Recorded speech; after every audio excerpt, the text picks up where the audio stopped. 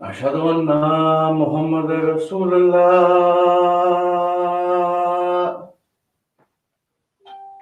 أشهد أن محمد رسول الله. حي على الصلاة.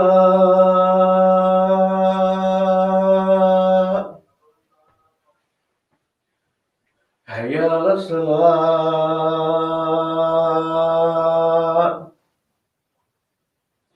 حي على الفلاح.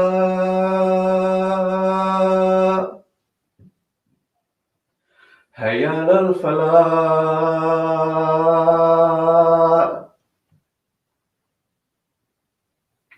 الله أكبر الله أكبر. لا إله إلا الله.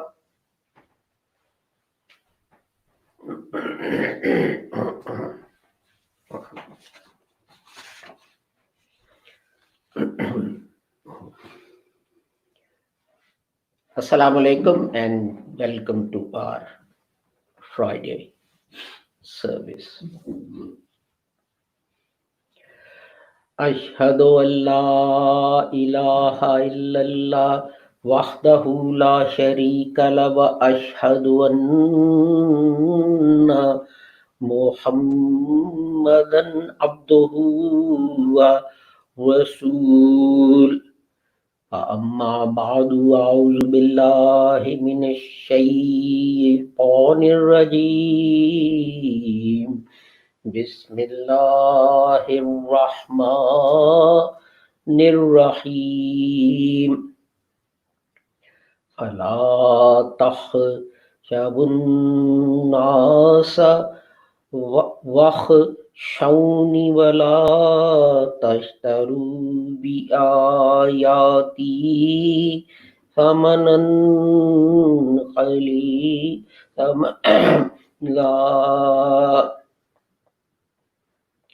ومن لم يحكم بما أنزل الله فأولئك هم الكافرون. This is the last part of chapter 5, verse 44, Surah Maida. And its English translation is, so fear not the people, but fear me, and take not a small price for my messages. And whoever judges not by what Allah has revealed, those are the disbelievers. Sadaqallahul Aliyyul Azim. I have recited this verse because in this khutbah, I want to summarize the human rights granted to people by the Holy Quran, well, by Islam. And Islam, in its guidance, is primarily the Holy Quran, then the Sunnah of the Holy Prophet Muhammad, then his sayings, his ahadith, and so on. So, and I have recited this. And one more thing I want to mention is that Quran adopts this style, that it mentions one incident or one people, and then after that it mentions the general principle. Because sometimes people say, oh, well, Quran started off by saying, oh, Israelites, or oh, this one, or oh, that one. So it doesn't apply to us. That is not true. And I have selected this topic and chosen this verse to introduce it, because generally people, and that includes Muslims. They fear people. They say things, they do things because what will people say? Not because it's the right thing, but to please the people. And God says, well, that is your major problem. And God is here referring earlier in the same verse to the Jewish rabbis, that prophets judged by what God had guided them with, God's instructions, but the rabbis judge to please people, because and so God then gives a general statement that what you should do is to see what God wants and not what people want. And this is what we are seeing today all over the world, that the result of God's guidance being ignored. And eventually, whole of America and a lot of other countries, there is a lot of disharmony and disruption and so on. So let us look at, I will just spend 1 minute on each right that that Islam has granted human beings. The first paramount right is the right to life.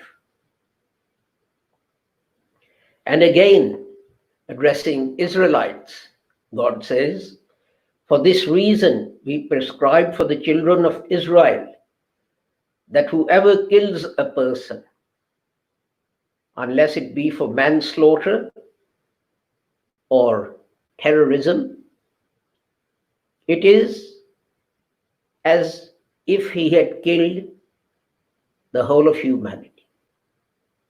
And whoever saves a life, it is as if that person had saved the whole of humanity. There are only 2 reasons given by God here for taking a human life, and that is that it is proven after a due process of law. It is proven after a due process of law that this person has been guilty of murdering someone. And one reason which is in favor of the capital punishment being abolished is that on many occasions, not just once, on many, many occasions, in every single country, evidence has been fabricated against an innocent man. There are many famous examples here. For example, there were the people, the Irish people in Birmingham who were accused of bombing. The police were under pressure to find the culprits, and they found this group of Irish people. And they kept on protesting their innocence. And many years later, it turned out that they were actually innocent. Now, what would have happened if they'd been executed? They were in prison and they were released from prison. So the due process has to be followed for that. But apart from that, the Quran gives the right of life to everyone. You see, listen to the words, whoever kills a person. It doesn't say whoever kills a Muslim. It doesn't say whoever kills a Jew. It doesn't say whoever kills a Christian. It's regardless of what their religion or their caste or their creed is. It doesn't matter if it's a Muslim killing a non-Muslim. The same applies. It doesn't say it's okay for Muslims to go around killing people. Whoever kills a person, the right to freedom. The Holy Prophet Muhammad sallallahu alaihi wasallam said, on the day of judgment, there are three categories of people against whom I shall be the prosecutor. The Holy Prophet Muhammad will prosecute these people himself in front of God.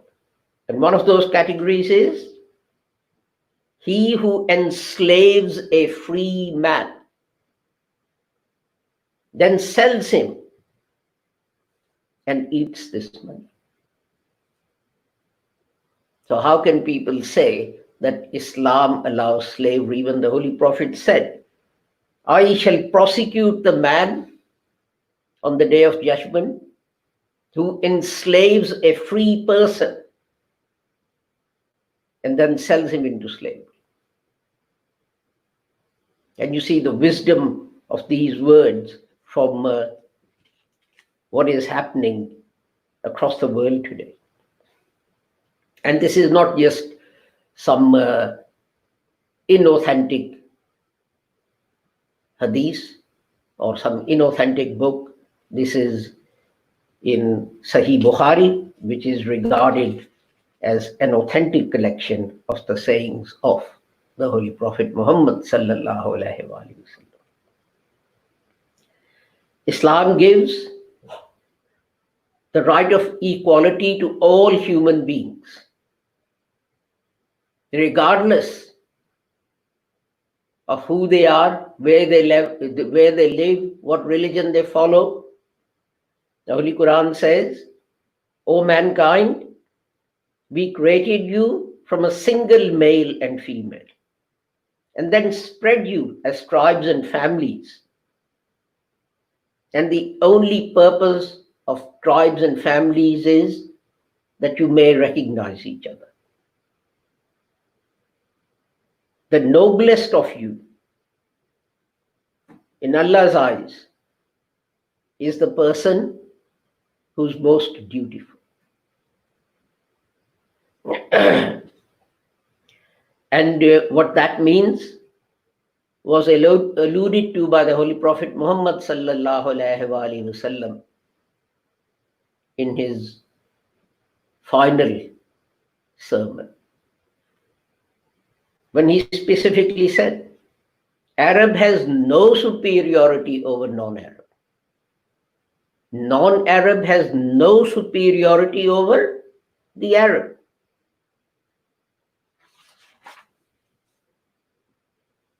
The white man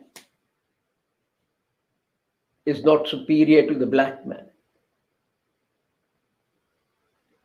The white man is not superior to the black man.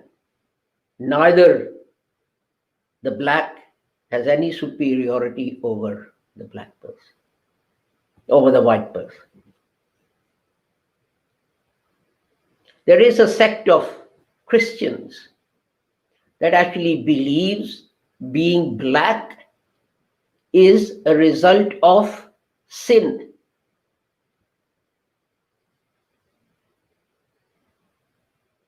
And I met them, and they said, as you sin, your skin becomes darker and darker and darker. And I said to them, I was in the United States, and I said to this person, well, United States must be a very sinful place, a very sinful country. And he said, why? And I said, well, when I landed in United States 3 weeks ago, I was fairly light. But after my 3 weeks of travels in the USA, my skin has become quite dark. So if a dark skin is the result of sinning, then USA must be a very sinful place that it has affected me in this way. He got quite upset. But in Islam, there is no such thing. Human beings are human beings. The only quality that matters is how good you are, what good you do to people, what good you do to people, how dutiful you are. Right to justice without regard to religion or race or color. And we see this over and over again, that many people are denied the right to justice because of their color. Some years ago, Rodney King was killed by the police. And there was video evidence. He wasn't doing anything. He was lying on the ground. And a police car came and it stopped, and 4 policemen jumped out and went and started kicking him. He was lying motionless on the ground. The only reason that those policemen were arrested and put on trial was because of the furore caused when this video went viral. And what happened?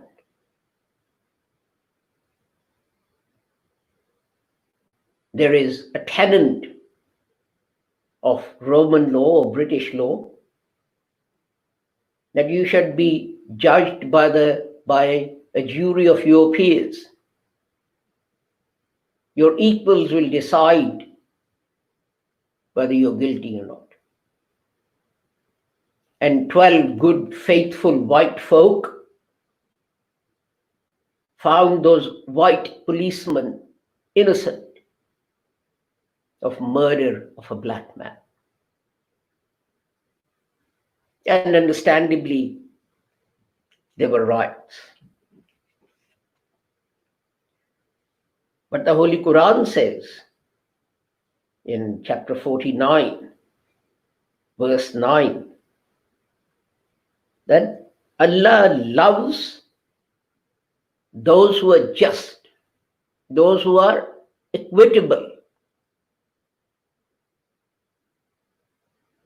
Again, you might say I'm giving you parts of verses. Yes, but the previous part of these verses is an example. And then God sets forth the principle that humans must follow to please Him. Allah loves those who are equitable.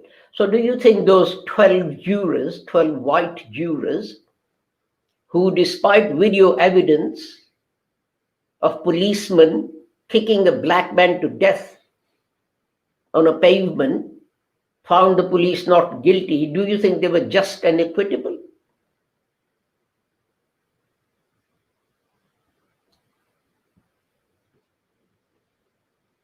Islam gives the right to dignity to every human being.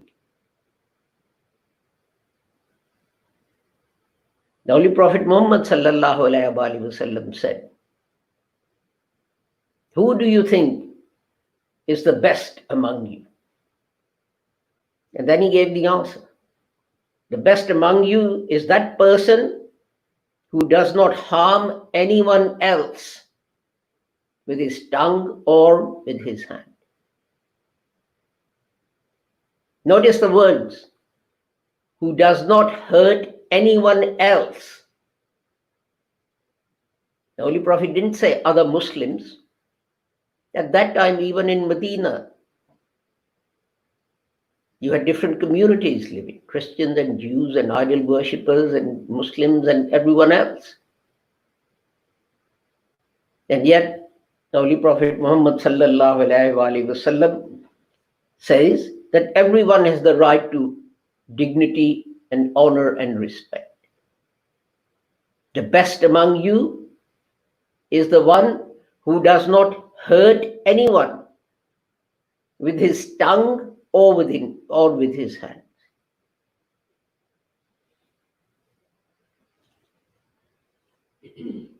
The Holy Quran gives everyone the right to access basic necessities of life. In an Islamic state, no one should be going hungry. No one should be going without medical treatment. The Holy Quran says in chapter 51, verse 19, and in your wealth, there is a share for those who are destitute, for the beggars, for those who do not have anything themselves to support themselves.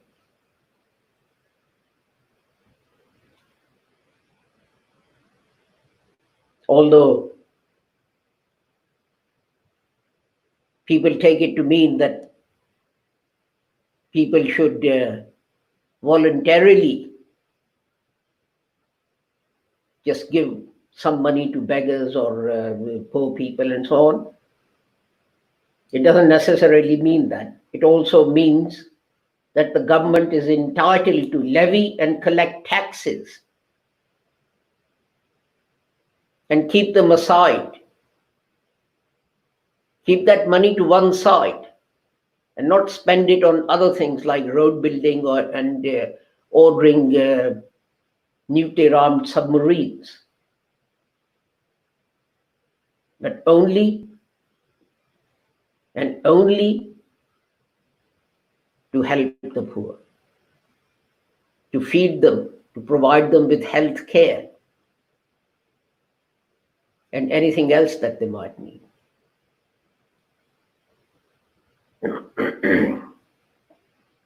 And the right to privacy. The Holy Quran says, O you who believe, enter not houses other than your own until you have asked permission and saluted those living there. This is better for you that you may be mindful. But if you find no one therein, enter them not until permission is given to you. And if it is said to you, go back, then go back. This is better for you. There is also the incident, two incidents in the life of Hazrat Umar Raziyallahu Ta'ala. As people know that he had a habit of going around streets of Medina to try and make sure that everything was okay. And one day he had a companion and they came outside a house and they heard something going on. And they stopped. And then suddenly Hazrat Umar turned to his companion and said, I think this comes within the category of finding fault, seeking people's faults. What is your opinion? And that companion said, yes, you're correct. We shouldn't be standing here listening to what people are doing in the privacy of their homes. And they left. Another time, Hazrat Umar heard something and he climbed over the back wall into the house. And he said to the person, tomorrow I shall summon you to the Prophet's mosque and I shall punish you for the wrong that I've seen you do. And the man said, Oh Umar, that is fine. I have done one wrong,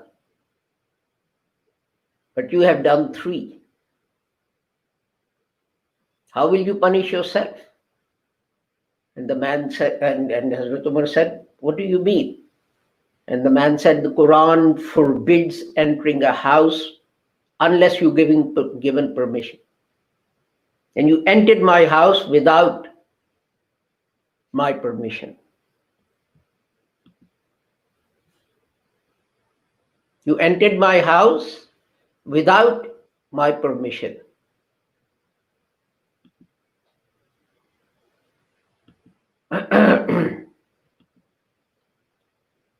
You entered my house without my permission.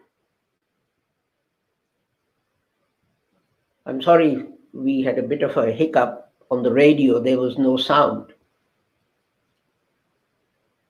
And I've just turned it on because I saw a comment from someone who said that he was trying to listen and there was no sound. So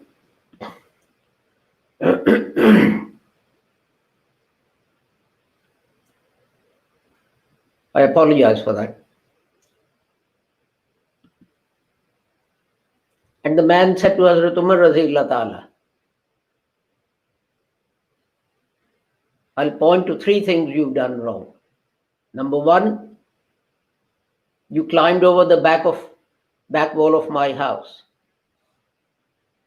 And Islam says only enter houses from the front doors. Number two, you didn't seek permission from me to enter. You entered without my permission. That's number two. And number three is the fact that you sought out someone doing something wrong. So how will you punish yourself? So Hazrat Umar said, yes, you're quite right. And he apologized to the man and left. So let's go back. We started with fear not people, but fear me. Take not a small price for my messages. And whoever judges not by what Allah has revealed, these are disbelievers. But all our decisions are based on, what are they based on? Pleasing people, being afraid of people. And not by what Allah has revealed. And then I said, Islam gives everyone the right to life. Chapter 5, verse 32, whoever kills a person, unless it's for murder or terrorism, killing one person is killing the whole humanity. Islam gives everyone the right to freedom. The Holy Prophet said, I shall plead the case against a person who enslaves a free man and then sells him and prospers on that person's earnings, now on that person's sale price. And what has caused the problems recently? The slaves who were transported from Africa to America and sold in slavery. Right to equality. I quoted chapter 49, verse 13. Whole mankind was created from one couple. And the best person is the one who's most dutiful. And then the Holy Prophet's sermon, that no one has superiority over another person because of their lineage, Arabs over non-Arabs, or non-Arabs over Arabs, or white over black, or black over white. Right to equal justice.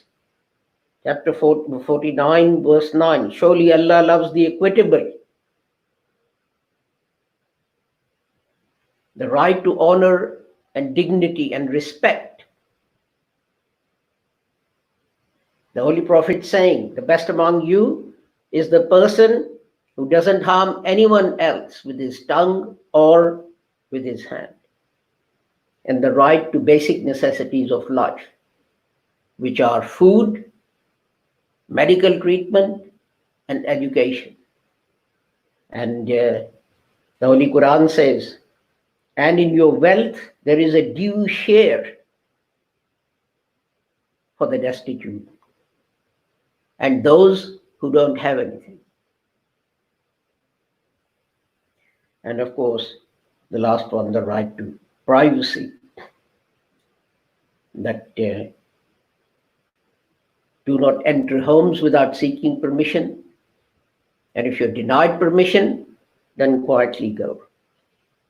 I wonder, how many Muslims, if they turned up at someone's house, knocked on the door, and the house owner said, I'm very sorry, I'm busy, I can't see you now, would remember this verse of the Holy Quran and leave quietly.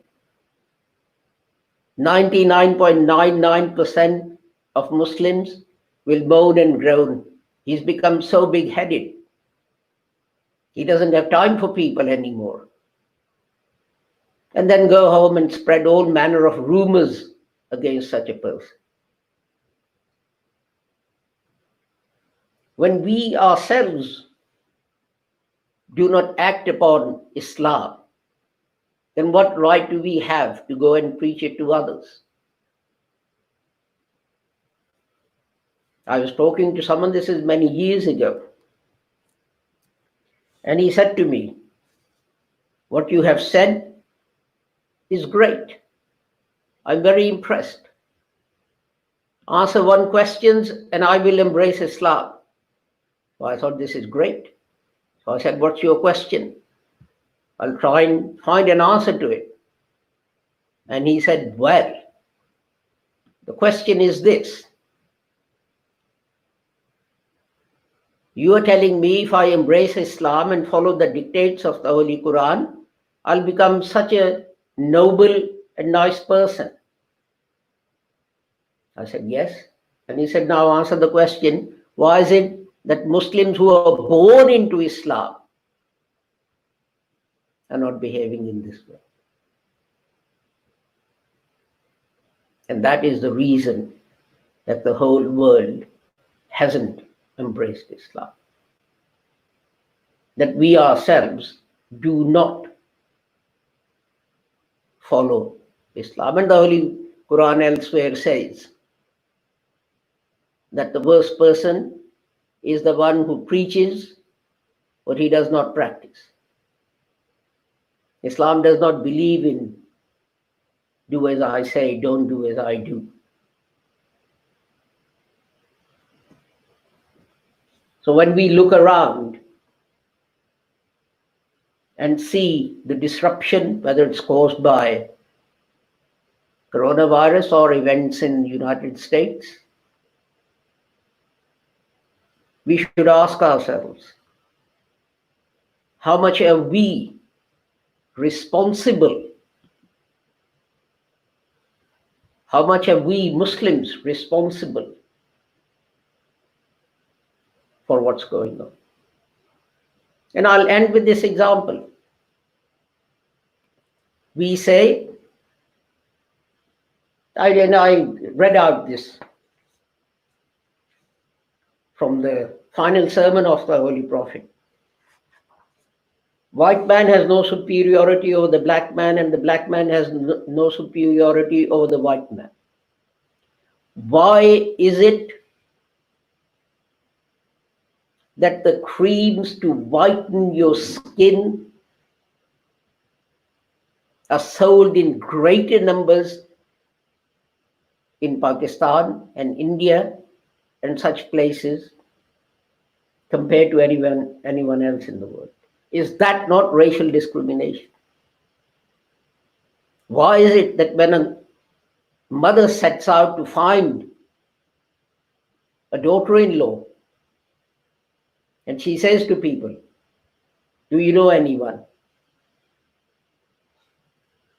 What's one condition? She must be fair-skinned. So fair-skinned that even if the air touches her, it'll bruise her. What did the Holy Prophet say? White man has no superiority over the black man, and black man has no superiority over the white man. Let me put it another way. Islam hasn't spread because we are hypocrites. If we weren't such hypocrites, the whole world would have been Muslim by now. Thank you very much. I apologize again for the slight mishap. This is why I tried to give a synopsis of the khutbah at the end. بارك الله لنا ولكم في القرآن العظيم ونفعنا وإياكم بالآيات والذكر الحكيم إنه تعالى جواد كريم ملك بر رؤوف رحيم.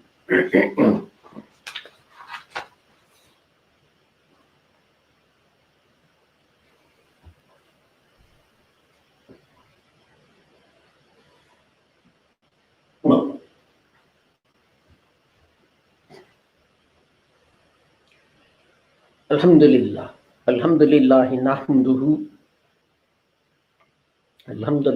نحمده ونستعينه ونستغفره ونؤمن به ونتوكل عليه ونعوذ بالله من شرور أنفسنا ومن سيئات أعمالنا من يهده الله فلا مضل له ومن يضلل فلا هادي له وأشهد أن لا إله إلا الله وأشهد أن محمدا عبده ورسوله. اللهم صل على محمد وعلى آل محمد كما صليت على إبراهيم وعلى آل إبراهيم إنك حميد مجيد. اللهم بارك على محمد وعلى آل محمد كما باركت على إبراهيم وعلى آل إبراهيم إنك حميد مجيد. اللهم انصر من نصر دين محمد صلى الله عليه وسلم ولا تجعل منهم واخذل من خذل دين محمد صلى الله عليه وسلم ولا تجعلنا منهم. عباد الله رحمكم الله. ان الله يأمر بالعدل والإحسان وإيتاء ذي القربى وينهى عن الفحشاء والمنكر والبغي يعظكم لعلكم تذكرون. اذكروا الله يذكركم وادعوه يستجب لكم ولذكر الله والله يعلم ما تصنعون.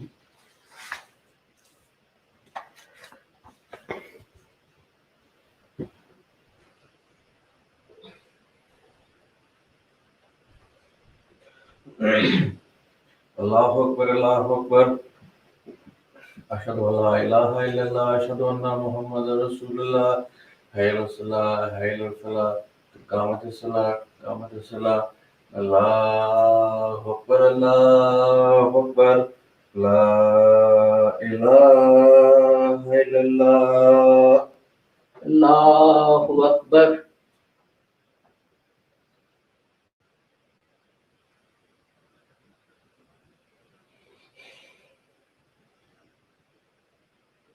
Alhamdulillahi Rabbil Alameen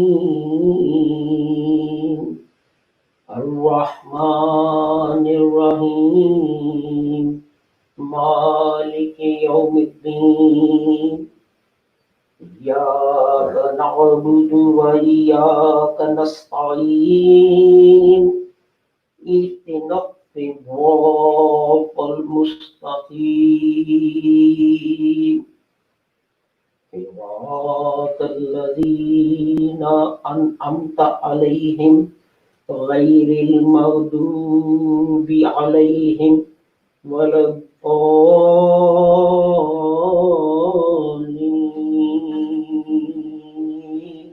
Amin. Alhaakumut takathur hatta zurtumul maqabir kalla sawfa ta'lamuna thumma kalla sawfa ta'lamun kalla law ta'lamuna 'ilmal yaqin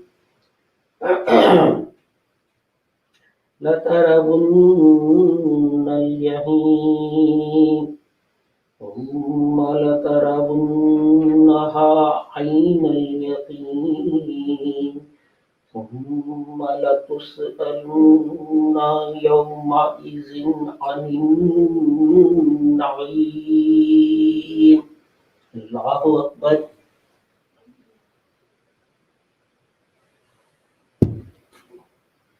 سمع الله لمن حمده.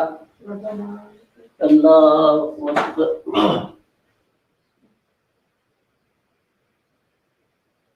الله أكبر. الله أكبر.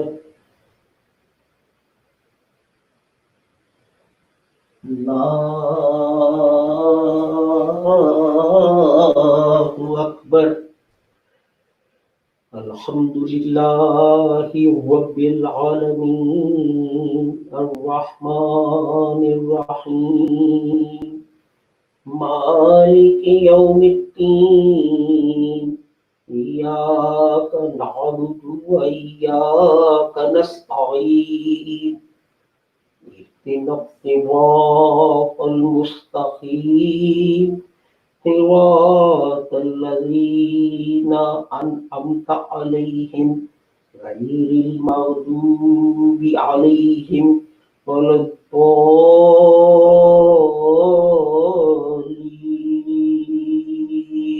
آمين.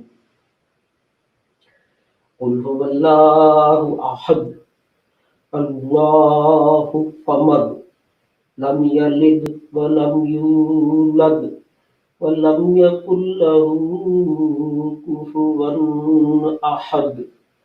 الله أكبر.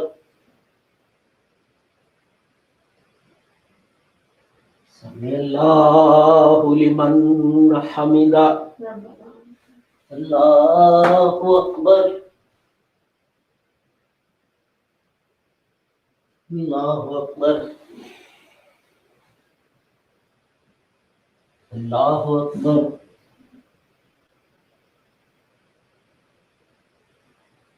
الله أكبر.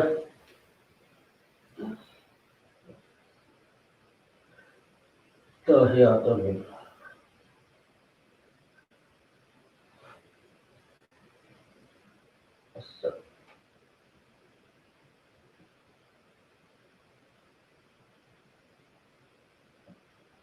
No.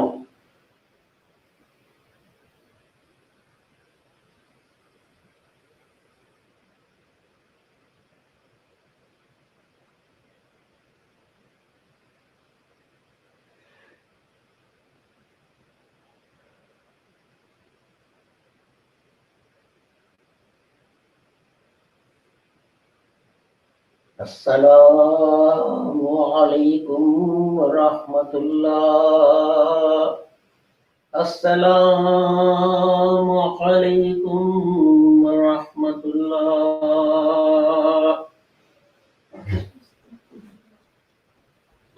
الله أكبر.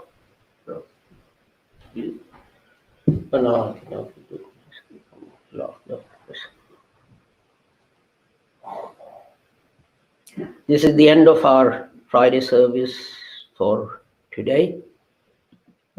Inshallah, we have at 7 p.m. Reflections on the Holy Quran, which is again on radio and live streamed.